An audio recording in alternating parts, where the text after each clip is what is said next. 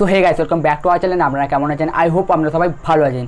So guys, দুর্দান্ত design এবং best selfie ক্যামেরার কথা বলতে গেলে আমরা পপুলার ব্র্যান্ড ভিভোকেই জানি। সো গাইস, আজকে ভিভোর তরফ থেকে আজকে ইন্ডিয়াতে লঞ্চ হয়ে গেছে ভিভো Y73 এই মোবাইলটি।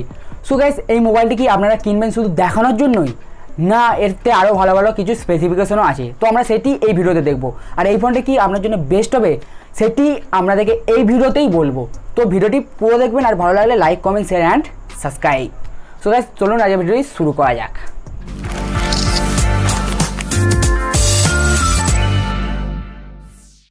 সো গাইস, আমরা এই ফোনটি যদি বিল্ড কোয়ালিটির কথা বলি, এই ফোনটি আপনারা ব্যাকে পেয়ে যাচ্ছেন গ্লাস বডি। এবং ডিজাইনের কথা বলতে গেলে এই ফোনটিতে আপনারা অ্যামেজিং ডিজাইন দেখতে পাচ্ছেন, যেটি আপনারা ডিসপ্লেতে দেখতেই পাচ্ছেন। আর এই ফোনটি অ্যামেজিং ডিজাইনের সাথে আপনারা স্লিম বডি পেয়ে যাচ্ছেন। এই ফোনটির থিকনেস হচ্ছে 7.38 mm। আর এই ফোনটির আপনারা টপ লেফটে ক্যামেরা মডিউল পেয়ে যাচ্ছেন, যাতে আপনারা ট্রিপল ক্যামেরা সেটআপ পাচ্ছেন।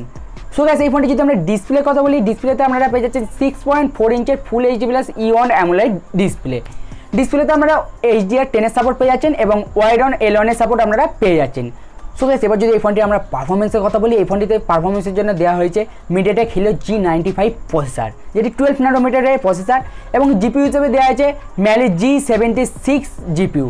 আর এই ফোনটি যদি আমরা র্যামের কথা বলি, এই ফোনটিতে র্যাম হিসাবে থাকছে 8GB র্যাম, এবং আপনারা 3GB ভার্চুয়াল র্যামও পেয়ে যাচ্ছে। টোটাল 11GB র্যাম আপনারা এতে পেয়ে যাচ্ছেন। আর রম হিসাবে থাকছে 128GB। সো গাইস, পারফরমেন্সের দিক থেকে আপনাদের কোনো অসুবিধা হবে না এই মোবাইলটিতে। এছাড়া এতে থাকছে 4000 mAh ব্যাটারি। তো আমার ব্যাটারিটা একটু কম মনে হয়েছে, কিন্তু এতে থাকছে 33 ওয়াটের fast charger. So guys, Vivo যেটির জন্য পপুলার, মানে ক্যামেরার কথা বলছি। তো এবারে দেখে নেবো এই ফোনটির ক্যামেরা। তো এই ফোনটি ব্যাকে থাকছে ট্রিপল ক্যামেরা সেটআপ, যেটি মেন ক্যামেরা সেন্সর হচ্ছে 64 মেগাপিক্সেলের, এবং 2 মেগাপিক্সেলের একটি ডেপথ সেন্সর এবং 2 মেগাপিক্সেলের একটি ম্যাক্রো সেন্সর। আমার মনে হয় যে ভিভো এইটিতে 8 মেগাপিক্সেলের একটি আলট্রা ওয়াইড লেন্স দেওয়া দরকার ছিল, কারণ ভিভো ক্যামেরার দিক থেকে এগিয়ে থাকে, কিন্তু এখন আমার মনে হচ্ছে ভিভো একটু পিছিয়ে গেল। তো ফ্রন্টে দেওয়া হয়েছে 16 মেগাপিক্সেলের সেলফি ক্যামেরা।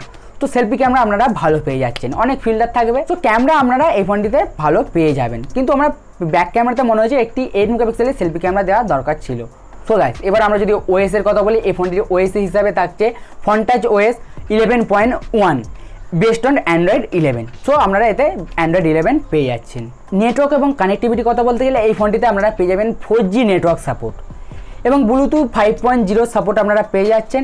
এতে থাকছে 3.5mm অডিও জ্যাক, এছাড়া থাকছে USB Type-C charging port.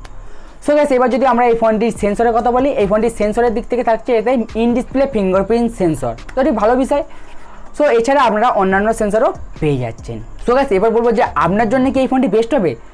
So guys, আপনি যদি ডিসপ্লে এবং ডিজাইন দেখেন, তাহলে আমি বলবো আপনার এই ফোনটি ভালো হবে।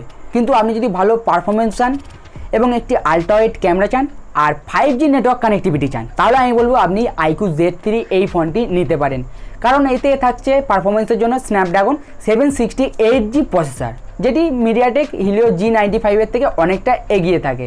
এছাড়া আপনি যদি ডিসপ্লে এবং ডিজাইনের জন্য ফোন কেনেন, তাহলে আমি বলবো ভিভো Y73 এই ফোনটি আপনার জন্য ভালো হবে। সো গাইস, আগে ভিডিওটি কেমন লাগলো? ভিডিওটি ভালো লাগলে please like, comment, share and subscribe. তো পরবর্তী ভিডিওতে আবার দেখা হচ্ছে। তো আজকের মতো বাই।